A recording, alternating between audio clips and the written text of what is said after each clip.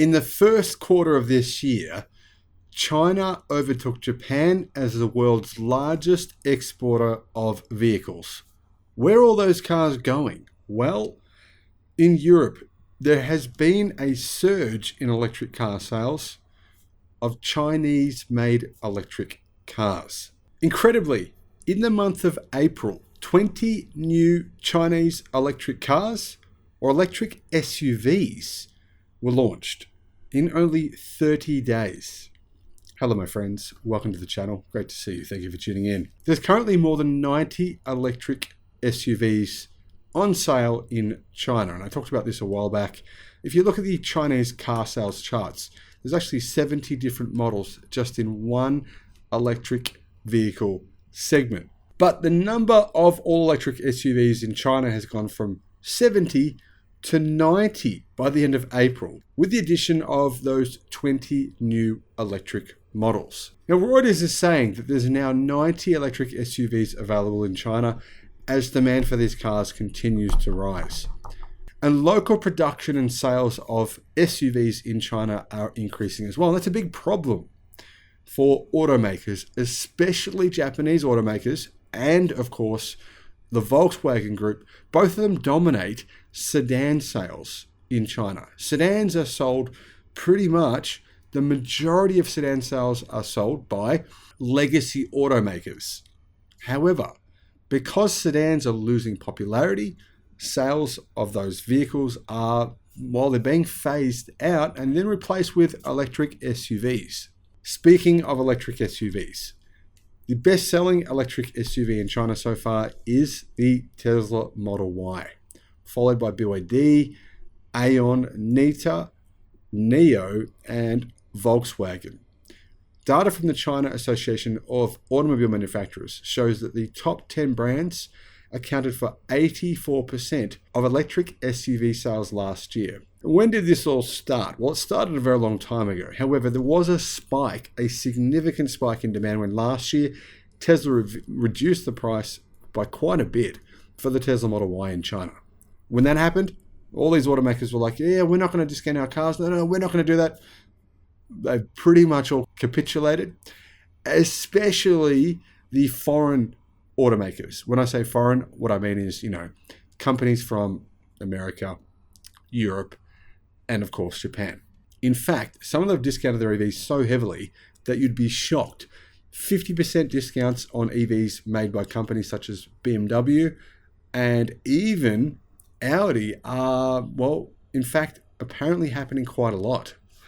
Toyota, they launched their new EVs and they pretty much discounted them by about 20% by the time they actually went on sale as brand new products. This means, though, that the Tesla Model Y is still 20% cheaper now than what it was in October of last year. And car manufacturers like Xpeng, Leapmotor, and BYD have also responded with price cuts of their own. Geely-owned Zeekr also launched its X compact crossover in China, revealing that it will start at the equivalent of $27,000 US. That's approximately 28% less than a Tesla Model Y. There's been other models launched since then, even in the last few weeks.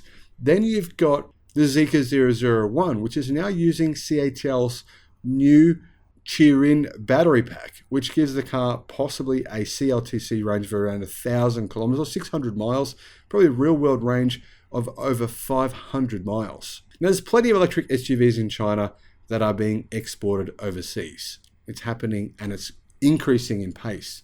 This is why European CEOs of car companies are starting to panic.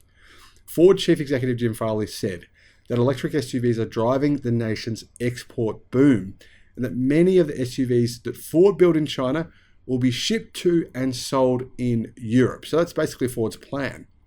It's losing sales in China, as are all legacy automakers. So Ford's gone, well, okay, why don't we just make them in China, ship them and sell them in Europe? Car manufacturers, including Tesla and Renault, are exporting electric SUVs made in China to Europe.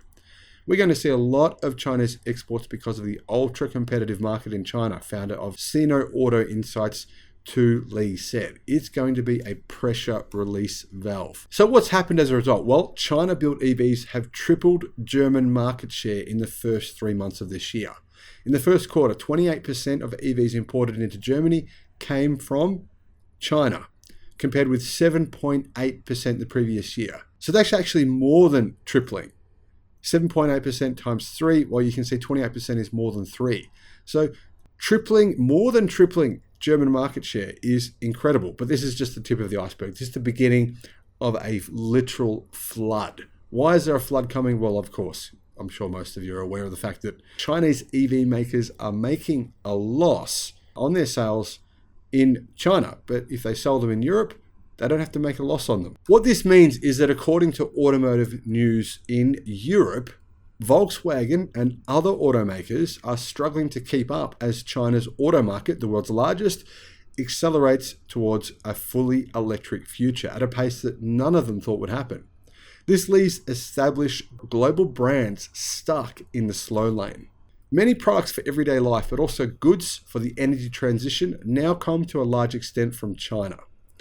For example, 86% of portable computers imported into Germany, 70% of smartphones and telephones, 40% of lithium-ion batteries came from China in the first 3 months of this year. And of course, the ones that didn't were probably just assembled in Europe, but actually technically manufactured in China.